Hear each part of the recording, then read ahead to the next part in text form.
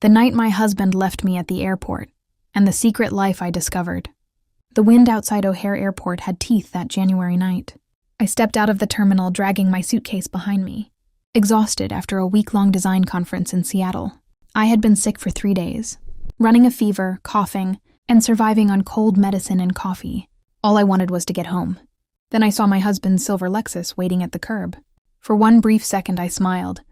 Ethan had always been thoughtful during the first years of our marriage. He used to check my flight status, bring me water at the airport, and remember little things I forgot myself. I walked toward the car. The passenger window lowered only a few inches. "Hey," I said. "You came." Ethan barely looked at me. "I can't take you home." I stopped. "What?" Something came up with a client. "I have to be downtown in 20 minutes. It's almost 11 at night." "I know." His voice was cold and distracted. "There's a rideshare pickup upstairs. I'll send you the money." I stared at him. Then I noticed something on the passenger seat. A scarf, ivory silk, tiny red flowers, definitely feminine. I had never seen it before. "Ethan," I said slowly, "whose scarf is that?" His hand moved immediately. He picked it up and shoved it into the glove compartment. "My mother's." I looked at him. "She left it here?" "Last week."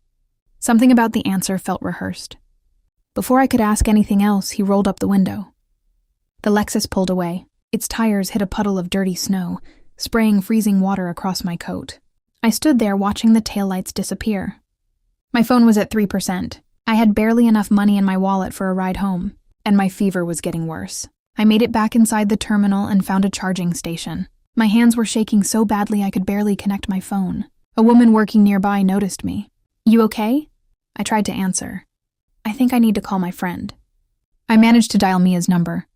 She answered immediately. "Where are you?" "O'Hare." "What happened?" "I'm sick." There was a pause. "Don't move. I'm coming." I don't remember much after that. Later, Mia told me I collapsed near the charging station. A paramedic said I had developed pneumonia. I spent 4 days in the hospital. Then Mia took me to her apartment so I could recover somewhere warm. For 10 days, she looked after me. Every morning, she marked another line on a whiteboard beside her kitchen. 10 days, 10 lines, and during all 10 of those days, my husband never called. Not once. No message asking whether I had arrived. No voicemail. No, "Are you okay?" Nothing. On the 11th morning, I finally felt strong enough to sit at the kitchen table. Mia placed my phone in front of me. "You should look." I already knew what I would see. Nothing from Ethan. I stared at the empty screen. Then I remembered the scarf. The way his hand had moved. Not surprised, not nervous, practiced. That was when something inside me changed. I didn't call him. Instead, I called my sister-in-law, Claire. Claire was Ethan's half-sister. She'd always been treated like an outsider by his family. A few years earlier, after their father died, Claire had discovered financial documents that suggested Ethan had hidden part of the inheritance from her. She had fought him in court. She lost most of what she believed she was owed. But she kept copies of everything, and 4 days after my hospitalization, she had sent me a message. "I think you deserve to know what I've found." I met her at a coffee shop once I was well enough to leave Mia's apartment. Claire placed a thick envelope on the table. "I've been watching Ethan's finances for almost 2 years. I looked at her. "What do you mean?" She opened the envelope. There were bank statements. A company I had never heard of, monthly transfers, large payments, and one address that appeared again and again, the Ashford, a luxury apartment building downtown. My stomach tightened. "How long?" 18 months. I looked at the numbers. Thousands of dollars every month. Then Claire showed me a jewelry receipt, a designer store, another receipt from an expensive department store, a hotel bill. I remembered that exact month. I had been trying to convince Ethan that we couldn't afford a new roof. He had told me money was tight. Apparently it wasn't. It was simply going somewhere else. Claire looked at me. "There's more." She slid a photograph across the table.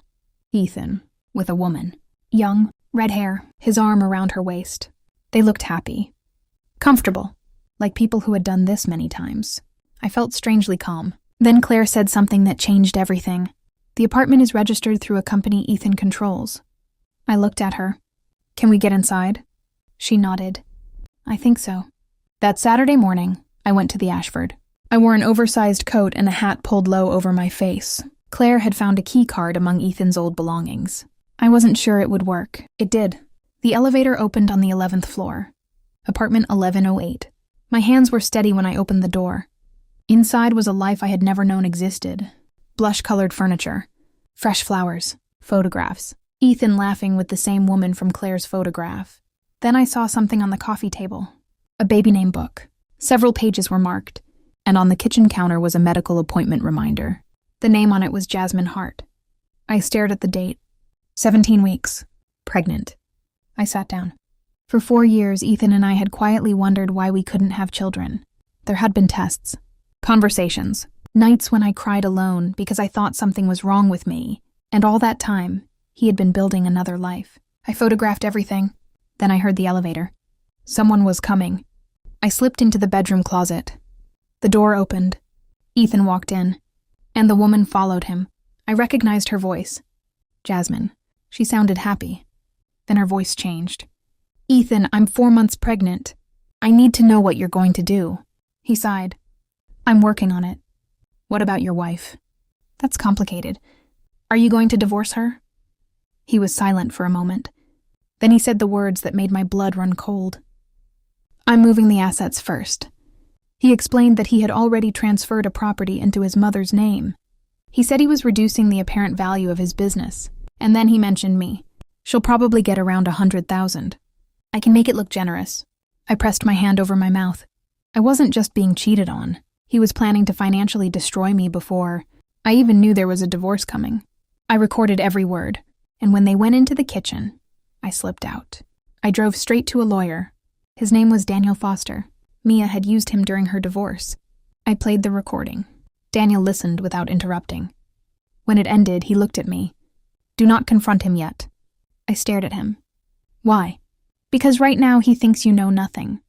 He leaned forward. That is your advantage. For the first time since the airport, I smiled. Not because anything was funny, because I finally understood. Ethan thought I was still the woman who would wait quietly for him to come home. He was wrong. Daniel told me to go home. Act normal. Don't accuse Ethan. Don't ask about the apartment. Don't ask about Jasmine. And above all, don't let him know what I had discovered. So I went home. 3 days later, Ethan came through the front door carrying flowers. I'm sorry about the airport. I looked at him. He kissed my forehead. How are you feeling? Better. He smiled. Good. The irony almost made me laugh. He had no idea I knew. He asked about my trip. I told him the conference had gone well. He asked whether I was still tired. I said yes. Then he opened his laptop at the kitchen table and started working. I watched him. 4 years earlier, I had thought his calmness meant stability. Now I understood that it was simply how he operated. He compartmentalized everything. Work, marriage, money, another woman, another apartment. And me? I wondered how long he had expected to keep all of it hidden. Daniel began building a case. Bank records, property records, corporate documents, credit card statements, everything. Claire helped us trace the shell company. It had no real employees, no real office. Its only purpose seemed to be moving money. And the more we looked, the worse it became. Ethan had been paying for the apartment, Jasmine's expenses, luxury purchases, restaurants, travel, all while telling me we needed to be careful with our household budget. Then Daniel found the property transfer. A house in Scottsdale had been moved into his mother's name shortly before. Ethan began talking about divorce. Daniel stared at the document. He's trying to hide marital assets. I felt something inside me become very quiet. What happens now? We wait. For how long? Until he makes a mistake. He did. 4 weeks later, Ethan handed me $5,000. Buy yourself something nice for the Meridian Gala. The gala was his company's biggest event of the year. Why? The board likes seeing stability. I looked at the envelope. He wanted me there. Not because he loved me, because I made his life look respectable. I took the money. Then I gave every dollar of it to Daniel as part of my legal retainer. For the gala, I wore a dress I already owned. Ethan was pleased. He put his hand on my back as we entered the ballroom. Crystal chandeliers hung above us. Executives laughed. Photographers moved between tables. Ethan introduced me to board members. This is my wife. I smiled. And I thought, your wife? The woman you were preparing to leave with nothing. The woman you had abandoned at the airport. The woman who had spent 10 days wondering whether her Husband even cared if she was alive. Then I saw Jasmine. She was there. A consultant, according to the program. She was wearing a red dress, and she spent the first hour finding reasons to stand near Ethan. He kept looking at her. I watched him, and something became obvious. He was no longer in control. He was simply trying to keep two worlds from colliding. Then the program director announced the evening presentation. I walked toward the stage. Ethan saw me. His expression changed. "Where are you going?" I smiled. "To help." He followed. But before he could reach me, two men stepped between us. Daniel had arranged security. I took the microphone. The room became quiet. "Thank you for being here tonight." Ethan stared at me. I continued. "Tonight is supposed to celebrate trust, stability, and long-term commitment." His face changed. "I thought it would be appropriate to show everyone what those things looked like in my marriage." The screen behind me turned on. The first image appeared. Apartment 1108. The photographs. The pink furniture. The baby name book. Then the bank statements. The transfers. The shell company. The property transfer. Dates. Amounts. Evidence. The room went completely silent. Then someone gasped. Ethan started toward the stage. "What the hell are you doing?" I looked directly at him. "Showing the truth." He shouted that the documents were fake. Daniel immediately stepped forward. "The originals have already been subpoenaed and certified." The room erupted. Board members started talking. His mother stood up. Jasmine froze. Ethan looked around as if someone might save him. No one did. And then the story became even stranger, because during the legal discovery, Jasmine's medical records were examined. There was a paternity test. The result came back. The baby wasn't Ethan's. I learned something else. Ethan had undergone a vasectomy years earlier. He had never told me. Suddenly, 4 years of wondering why we couldn't have children looked very different. It wasn't my body that had betrayed me. It was his honesty. The aftermath was brutal. Ethan's lawyers claimed I had fabricated everything. His family called me vindictive. His mother said I had humiliated her son. Some relatives accused me of destroying a marriage that could have been saved. But facts don't care about family narratives. The financial records were real. The apartment was real. The shell company was real. The property transfer was real. And the recording was real. Claire also provided documentation proving that Ethan had known about the hidden company long before I did. Then Jasmine left.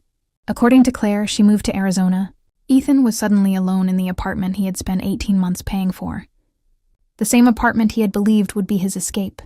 Instead, it became evidence. The court eventually ruled that the Scottsdale property transfer had been fraudulent. It was returned to the marital estate. The hidden accounts were included in the financial settlement. Ethan was removed from the Board of Meridian Development, while the company investigated the financial misconduct. And then came the divorce hearing. I remember sitting in the courtroom. I wasn't angry. I wasn't crying. I was tired. Deeply tired.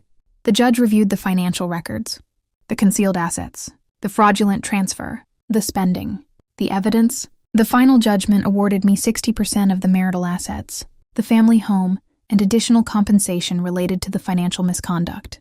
Ethan sat across the room. He looked nothing like the man who had driven away from O'Hare.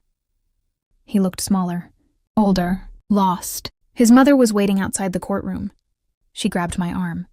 "You destroyed my son." I gently removed her hand. "No." She stared at me. "You destroyed this family." I looked at her. "I didn't create the truth." She began crying. "I will never forgive you." I nodded. "You don't have to." Then I walked away. Outside, the March air was cold. But it felt clean. For the first time in months, I took a full breath. And it didn't hurt. I sold the house a few months later. I didn't want to live surrounded by memories. I kept enough money to rebuild my future. I donated part of the settlement to a domestic abuse organization.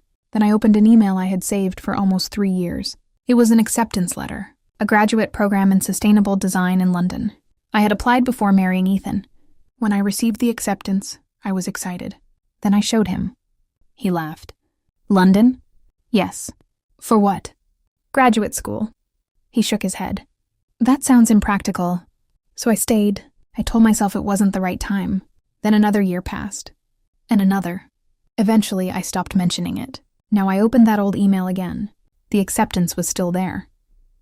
I wrote back, "I accept." 3 months later, Mia drove me to O'Hare. She cried before I even reached security. "You're really going?" I smiled. "Yes." She hugged me. "You deserve this." I walked through the airport alone. For a moment, I remembered that January night. The freezing slush, the fever, the 3% battery, the silver Lexus pulling away, the silk scarf disappearing into the glove compartment. Back then, I thought that night was the beginning of my life falling apart. Now I understood. It was the night my old life ended, and that was different. London was gray, fast, expensive, unfamiliar. I loved it immediately. My apartment near Bloomsbury had terrible water pressure. The radiator made strange noises at night. Sometimes I forgot to buy groceries and ate toast for dinner. But every morning I woke up knowing that every decision belonged to me. No one checked my spending. No one questioned my ambitions. No one told me what was practical. I studied. I worked. I built. And slowly I started recognizing myself again. Claire also rebuilt her life. After years of fighting over her inheritance, she finally received the portion that should have been hers. She used it to open a small bakery in Chicago. She sent me photographs of the first morning. Her shelves were full of bread. The windows were fogged from the ovens. She wrote, "We finally got something back." I replied, "More importantly, we got ourselves back." 8 months after the divorce, Ethan sent me a message. He said he had made mistakes. He said he was working on himself. He hoped I was doing well. I read it twice. Then I closed the app. I didn't hate him. That surprised me. For months, I had thought freedom would feel like revenge. It didn't. It felt quiet. That was the gift. I no longer needed him to regret what he had done. I no longer needed his family to admit I was right. I no longer needed anyone to validate my decision. I simply needed to know that I had chosen myself. One afternoon, I stood inside the model library I was designing for my graduate thesis. It was a small public library in South London. High windows, low shelves children could reach, a reading courtyard filled with plants, a place designed to make people feel welcome. I looked at the drawings spread across my desk. 3 years earlier, I had been sitting at a kitchen table asking my husband whether I was allowed to pursue my dream. Now I was designing a building that could become a real part of someone else's life. And I finally understood the difference. Some people don't just lie to you. They convince you to doubt your own instincts. They make you question your memory. They tell you you're overreacting. They call your dreams impractical. They make you feel guilty for asking ordinary questions. And eventually, you start doing their work for them. You silence yourself. You accept less. You explain away the things that hurt. You become grateful for the bare minimum. I had done that. For years, until one night at an airport, a silk scarf gave me the first clue. But the scarf wasn't the real betrayal. The real betrayal was realizing how long. I had been living beside a person who had created an entire life I wasn't supposed to know about. And the most painful part wasn't the other woman. It wasn't the apartment. It wasn't even the money. It was remembering all the times I had asked Ethan if something was wrong. And hearing him say, "Nothing." I believed him because I wanted to. Now I trust myself more than I trust explanations. That is what the divorce gave me. Not money, not a house, not revenge. Self-trust. I can walk away now when something feels wrong. I can ask questions without apologizing. I can say no. I can change my mind. I can choose a dream simply because it matters to me, and I don't need anyone to call it practical. Sometimes the life that looks impractical to someone else is the only life that feels honest to you. A year after I left Chicago, I stood in front of a room full of students and professors presenting my final design project. People listened. They asked questions. They challenged my ideas. And for the first time, I didn't feel the need to make myself smaller so everyone else could feel comfortable. When the presentation ended, I looked toward the windows. Gray London sky, rain on the glass, people moving along the street below. I thought about O'Hare, about Mia, about Claire, about the hospital, about the apartment at the Ashford, about the closet where I stood listening to the man. I loved to explain how he planned to leave me with almost nothing. And then I thought about the woman I had been before all of it. She was careful. She was loyal. She was endlessly patient. She believed love meant staying. I don't blame her anymore. She did the best she knew how. But she deserved better. And eventually I learned how to give it to her. I still have one photograph from that January night. Not of Ethan. Not of the apartment. A photograph of myself standing outside the hospital a few days after I collapsed. I look exhausted. Pale. Barely smiling. But I'm standing. That's the part I keep. Because sometimes you don't recognize the moment your life changes while you're living through it. You only understand later. The night Ethan left me at the airport, I thought I had been abandoned. I was wrong. I had been released. Released from a life built around someone else's lies. Released from the constant need to explain why I deserved respect. Released from the fear of being alone.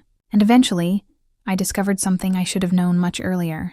Being alone is not the same as being abandoned. Sometimes being alone is the first place you can finally hear yourself. Today I live in London. I study sustainable design. I work on projects that matter to me. Claire has her bakery. Mia still calls me every Sunday. Ethan is somewhere back in Chicago, living with the consequences of his own decisions. And I am finally living with mine. The decisions I make now are mine. The mistakes are mine. The victories are mine. The future is mine. I used to think justice meant making the person who hurt you suffer. Now I think justice can be much quieter. Sometimes justice is waking up without fear. Sometimes it is opening your bank account and knowing the money is yours. Sometimes it is walking into a room without wondering who has been talking about you. Sometimes it is finally pursuing the dream someone once called impractical. And sometimes justice is simply looking at your life and realizing, I chose right in the end. Not because I won, not because he lost, but because I stopped abandoning myself just to keep someone else comfortable. And that was worth more than any house, any settlement, any apology, or any revenge. That January night at O'Hare, I lost a husband I thought I knew, but I found something much more important, my own voice, and this time I listened.